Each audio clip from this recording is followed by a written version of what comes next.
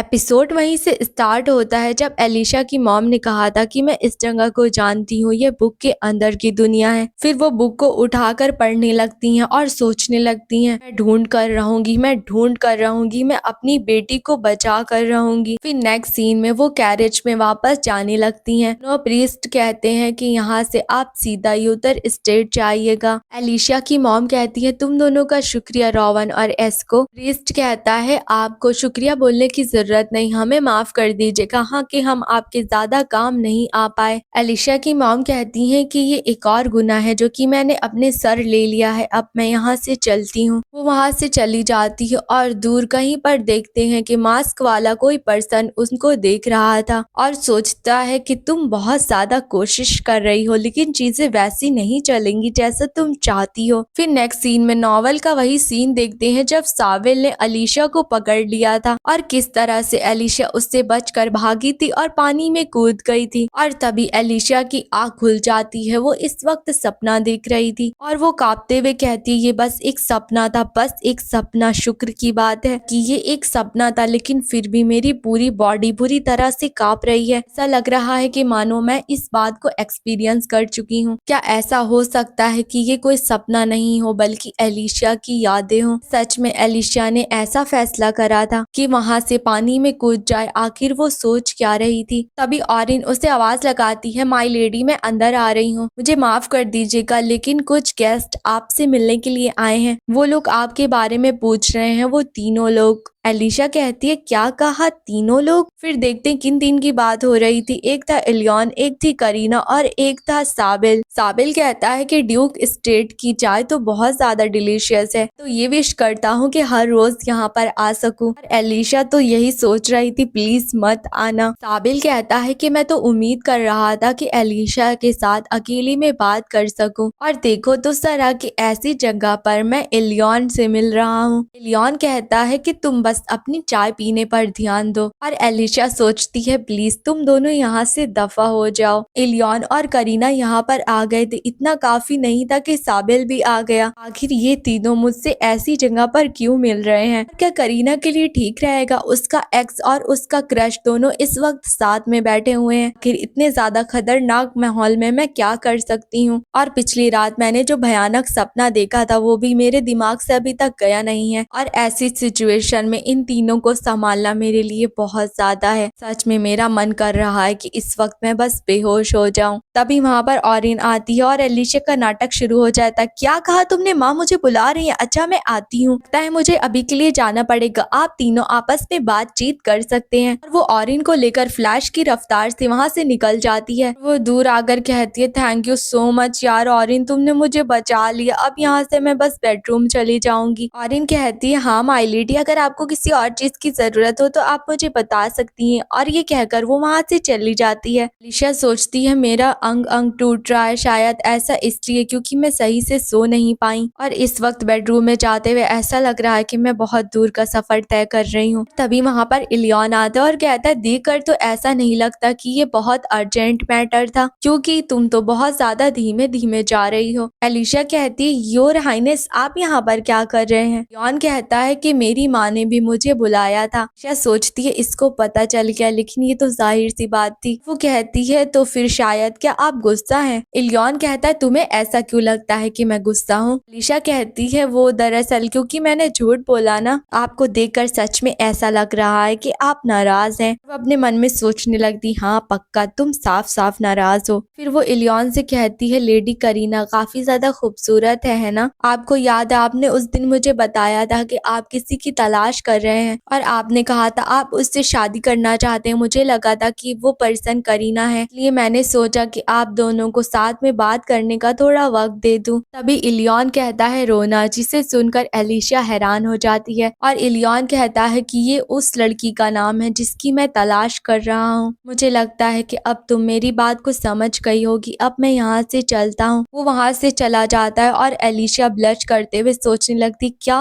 तुम मुझसे शादी करना चाहते हो? हो और देखते हैं कि पेड़ के पीछे करीना छुपी हुई थी जिसने कि ये बात सुन ली थी। वो कहने लगती है अभी मैंने क्या सुना कि ग्रैंड ड्यूक लेडी एलिशा से शादी करना चाहते हैं, लेकिन आखिर एलिशा ऐसा क्यों प्रिटेंड कर रही है कि वो रोना नहीं है? अगर ऐसा हुआ तो फिर मेरा क्या होगा? और तभी वहाँ पर साबिल आता है और कहता है तुम्हारा क्या मतलब है कि एलिशा रोना है? करीना कहती है आप मुझे यहाँ पर फॉलो करते हुए क्यों आए? साबिल कहता है कि मेरी सवाल का जवाब दो, एलिशा कौन है? करीना कहती है मुझे नहीं पता, मैं अब यहाँ से चलती हूँ। लेकिन तभी साबिल उसका हाथ पकड़ लेता और कहता है कि मैंने तुम्हें छोड़ दिया, इसका मतलब ये नहीं है कि तुम इलियन के पास भागती हुई चली जाओ। अगर तुम्हें मेरी अटेंशन चाहिए तो तुम इसमें आधी सक्सेसफुल हो चुकी हो। अभी के लिए शांति से इंतजार करो, 1-2 दिन में मैं तुम्हें पैलेस वापस बुलाऊंगा। फिर नेक्स्ट सीन में वो अपने कैरेज के पास आता है और गार्ड से कहता है कि मैं चाहता हूँ तुम मेरे लिए किसी चीज की तैयारी करो। गार्ड कहता है हाँ बताइए मुझे क्या करना है। साबिल कहता है कि मुझे एक पिंजरा ला के दो जो कि एक जानवर के लिए काफी हो, उसे ज्यादा बड़ा होने की जरूरत नहीं है क्योंकि मैं उसे अक्सर बाहर निकालता रहूंगा और इस बात का ख्याल रखना वो देखने में बदसूरत ना हो, उसे देखकर अच्छा लगे। गार्ड कहता है क्या आप कोई जानवर पालने की तैयारी कर रहे हैं? साबिल कहता है कि मैं कुछ हंट करने वाला हूँ, कोई उस चीज के पीछे है जो कि मेरी है, इसलिए मैं उसकी अच्छे से तैयारी करने वाला हूँ। फिर नेक्स्ट सीन में एलिशा का घर देखते हैं। एलिशा की मॉम चिल्लाते हुए कह रही थी नहीं आखिर ऐसा कैसे हो सकता है। फिर उसके डैड उसकी मॉम को शांत कराने लगते हैं। एलिशा ये देखकर कहती है आखिर सुबह सुबह ये क्या हो रहा है, और इन एलिशा को बताती है कि क्राउन प्रिंस से एक इनविटेशन आया था। उस इनविटेशन में लिखा हुआ है कि आपको इंपीरियल पैलेस बुलाया गया है। लेकिन जब उन्होंने उस लेटर को देखा तो उन्होंने रोना स्टार्ट कर दिया बिना रुके। ऐसा लग रहा था मानो उन्होंने कुछ ऐसा भयानक देख लिया है जिसको वो नहीं देखना चाहती थी। एलिशा सोचती है क्या एक इनविटेशन, अगर मैं इस तरह से पैलेस गई तो क्या कहानी वैसे चलने लगेगी जैसे कि वो है। हालांकि मैं उस एलिशा की रोल को निभा रही हूँ जिसको अंत में साबिल मार डालेगा, लेकिन एक इनविटेशन आना कोई ऐसी बात तो नहीं है जिस वजह से रोना शुरू हो जाए। ऐसा लगता है कि मानो वो जानती हैं कि इस इनविटेशन का क्या मतलब है। क्या वो जानना नहीं चाहती कि मेन कैरेक्टर्स के साथ मेरी क्या बातचीत हुई है? कुछ तो है जो कि वो मुझसे जरूर से छुपा रही हैं। फिर नेक्स्ट सीन में इलियन को देखते हैं जो कहता है क्या कुछ हुआ है, तुम ठीक नहीं लग रही। एलिशा कहती है तो फिर जल्दी वापस चले जाइए, आप बार बार यहाँ पर क्यों आ रहे हैं? इलियन कहता है कि तुम ये इसलिए नहीं पूछ रही ना क्योंकि तुम इस बात को नहीं जानती। एलिशा कहती है क्या आपको भाग्य के ऊपर यकीन है? इलियन कहता है क्या ये कोई टेस्ट है, क्या मैं इसका जवाब ईमानदारी से दूं? एलिशा कहती नहीं मैं बस क्यूरियस हो रही हूँ, मुझे लगता है कि तकदीर पहले से डिसाइड होती है, ये कुछ ऐसा है जो कि आप बदल नहीं सकते, अगर इसे होना है तो ये होकर रहेगा। इलियन कहता है हाँ मुझे इस बात पर भरोसा है क्योंकि तुमसे मिलना मेरी तकदीर में लिखा हुआ था। एलिशा कहती है क्या ऐसी बातें आप सबके साथ बोलते हैं? इलियन कहता है नहीं मैं बस उस इंसान से बोलता हूँ जिसको मैं पसंद करता हूँ। एलिशा सोचती है क्या जिसको पसंद करते हो, मुझे तो लगा था कि करीना के साथ सब कुछ ठीक चलने लगा है। इलियन कहता है तुम तो काफी परेशान लग रही हो, डेब्यूटेंट डांस बॉल के बाद तुम्हें कोई भी प्रपोजल नहीं आए हैं। एलिशा कहती है क्या, लेकिन आपको कैसे पता चला? इलियन कहता है बस मुझे पता चल गया। एलिशा कहती है वैसे एक दो आते तो अच्छा रहता। इलियन कहता है क्या तुम्हें मैरिज प्रपोजल चाहिए? अगर तुम्हें चाहिए तो मैं कल लाकर दे सकता हूँ। एलिशा कहती है तो फिर मुझे एक लाकर दे दीजिए,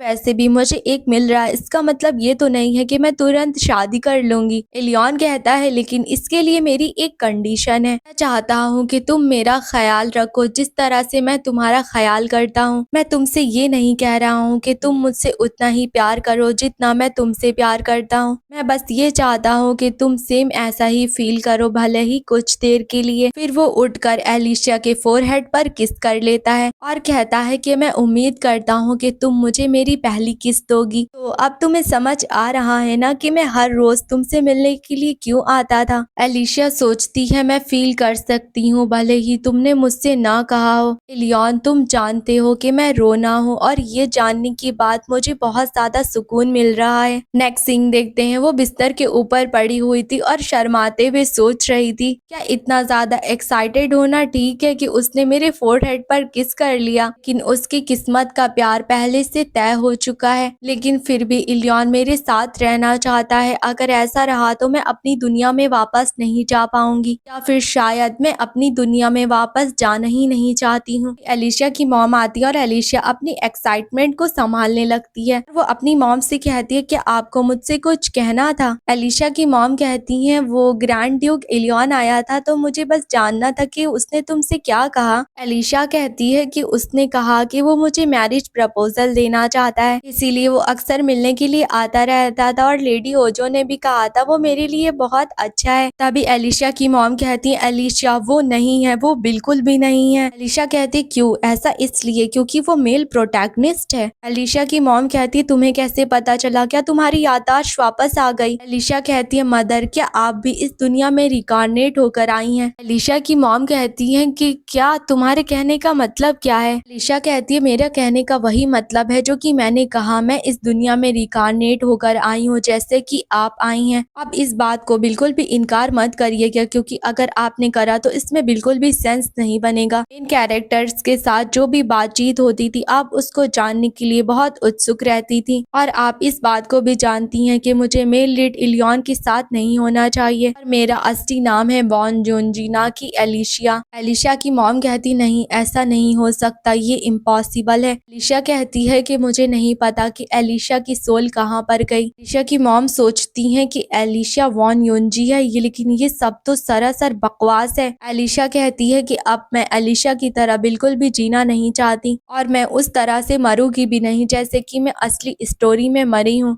और मैं आपकी बेटी एलिशा नहीं हूँ। मैं ऐसा इसलिए नहीं कह रही हूँ क्योंकि मुझे अभी के अभी इलियन से शादी करनी है, लेकिन मुझे ऐसा फील हो रहा था कि मुझे आपको बताने की जरूरत है। एलिशा की मॉम कहती हाँ मैं समझ रही हूँ तुम क्या कहने की कोशिश कर रही हो, लेकिन असली कहानी बिल्कुल भी नहीं बदलेगी इस दुनिया में, तो बिल्कुल भी नहीं। अगर तुमने डिसाइड करा कि तुम ओरिजिनल प्लॉट को बदलोगी और इलियन से शादी करने का डिसाइड करोगी, तो ब्लैक फ्लेम तुमको पूरी तरह जलाकर राख कर देगी। इस दुनिया में एक ऐसा फोर्स है जो कि ओरिजिनल स्टोरी को किसी न किसी तरह होने देना चाहता है, और जो तुम्हारा फैसला होगा वो इस फोर्स के बिल्कुल खिलाफ जाएगा। इससे मेन कैरेक्टर के ऊपर कोई भी फर्क नहीं पड़ता है, लेकिन उनके ऊपर पड़ता है जिनके बारे में नॉवल में ज्यादा बताया नहीं गया है, और वो मेन कैरेक्टर नहीं है। एलिशा कहती है क्या? लेकिन आखिर मैं इस बात पर भरोसा कैसे करूं? एलिशा की मॉम कहती है मेरी बात ध्यान से सुनो, मैं इस तरह से बैठकर अपनी बेटी को मरते हुए नहीं देख सकती। मैं काफी समय पहले इस दुनिया में रिकार्नेट होकर आई थी, उस वक्त आई थी जब तुम पैदा भी नहीं हुई थी, लेकिन फिर मुझे रियलाइज हुआ कि मुझे एंडिंग देखनी है, इसलिए मैं नेचुरली मरील के तौर पर रहने लगी। मैं गिलियन यानी कि तुम्हारे फादर से मिली थी, उसके बाद तुम पैदा हुई थी। तुम्हारा असली नाम एलिशा नहीं था बल्कि जैला था। आखिर मैं इस तरह का भयानक नाम तुमको कैसे दे सकती थी? लेकिन भविष्यवाणी तो हो चुकी थी, यूतर की फैमिली में एक बेटी पैदा होगी जिसका नाम एलिशा होगा, और फिर उसके बाद मुझे पता चला कि मेरी बेटी ओरिजिनल स्टोरी की एलिशा है। हमने अंत तक उस नाम से छुटकारा पाने की कोशिश करी, लेकिन फिर शाही फरमान जारी हुआ और ये नाम हम पर थोप दिया गया। मैं तुमको बचाना चाहती थी चाहे कुछ भी हो जाए, इसलिए ना चाहते हुए भी मैंने रिलीजियन को तुम पर थोप दिया था। मुझे लगा था सिर्फ यही तरीका है जिससे कि तुम साबिल से भाग सकती हो, लेकिन कहानी इस मोड़ पर आ चुकी है। साबिल तुम्हें किसी भी पल नुकसान पहुंचा सकता है। कहानी वैसे ही चल रही है जैसी किस्मत उसको ले जाना चाहती हो। एलिशा कहती इसका मतलब कोई फर्क नहीं पड़ता, मैं क्या करूं, मैं अंत में मरूंगी। एलिशा की मॉम कहती है लेकिन मैं ऐसा नहीं होने दूंगी, मैं वादा करती हूँ मेरे पास एक रास्ता है। नेक्स्ट सीन में इलियन को देखते हैं, उसके पास बर्नर्ड आकर कहता है योर हाइनेस, मैंने उस बारे में ढूंढ लिया जिस बारे में आपने मुझसे कहा था। इस बात के कोई भी सबूत नहीं है कि प्रिंसेस गार्ड का इस्तेमाल कर रही हैं, और 4 सालों में इंपीरियल अकाउंट या फिर फंड्स के बारे में कुछ भी नहीं लिखा हुआ है। इलियन कहता है ये तो काफी अजीब बात है, मेरी माँ इस तरह से पैसे उड़ाने वालों में से तो नहीं थी। बर्नर्ड कहता है और उन्होंने उस लेटर का जवाब भी नहीं दिया जिसमें उन्होंने वापस लौटने के बारे में कहा था। इलियन कहता है आखिरी बार मैंने जब उनसे बात करी थी तो उन्होंने बताया था कि उन्हें एक छोटी सी बीमारी हो गई है, लेकिन अगर उनकी कंडीशन ठीक हो चुकी है तो उनका मैसेज आ जाना चाहिए था। और ये भी काफी अजीब बात है कि हम उनके बारे में पता नहीं लगा पा रहे। वो हमेशा से ऐसी ही रही हैं, इसलिए मैंने उनको ऐसे ही रहने दिया, लेकिन अब शादी की तैयारी का समय हो चुका है तो उनका पता लगाना पड़ेगा। कहता है मुझे पता लगाना पड़ेगा कि आखिर मेरी माँ कहाँ पर है। और तभी बर्नर्ड को अपने सामने एक बॉक्स दिखता है और वो कहता है ये क्या है? इसको देखकर सुनकर लगता है कि ये रिंग बॉक्स है। इलियन कहता है कि ये रिंग बॉक्स ही है। ये सुनकर बर्नार्ड के शौक लग जाता है और इलियन कहता है मैंने सोचा है कल मैं उसे प्रपोज कर दूंगा और तुम्हें ऐसी शक्ल बनाने की जरूरत नहीं है, मैं उसको रिंग देने वाला हूँ। बर्नार्ड कहता है योर हाइनेस आप बहुत बुरे हैं, आपने मुझे इस बारे में बताया भी नहीं। इलियन कहता है अब हमारा काम खत्म हो चुका है, तुम जा सकते हो। बर्नार्ड कहता है लेकिन योर हाइनेस मेरी बात तो सुनिए, लेकिन इलियन उसको बाहर निकाल देता है और सोचने लगता है आखिरकार ये सब झंझट खत्म हो चुका, मैं बस उम्मीद करता हूँ कि उसे ये रिंग पसंद आए। फिर नेक्स्ट सीन देखते हैं, वो एलिशा से मिलने के लिए आया था, उसके हाथ में रिंग बॉक्स भी था। फिर एलिशा वहाँ पर आती है और वो बहुत खुश हो जाता है। फिर वो एलिशा को देखकर सोचता है कि ये ठीक नहीं लग रहा है, क्या ये अच्छे से नहीं सोई। इलियन कहता है मैं वही देने के लिए आया हूँ जिसके बारे में मैंने तुम्हें कल बताया था। फिर वो उसके सामने रिंग बॉक्स निकालता है और पूछता है क्या तुम इसे एक्सेप्ट करोगी।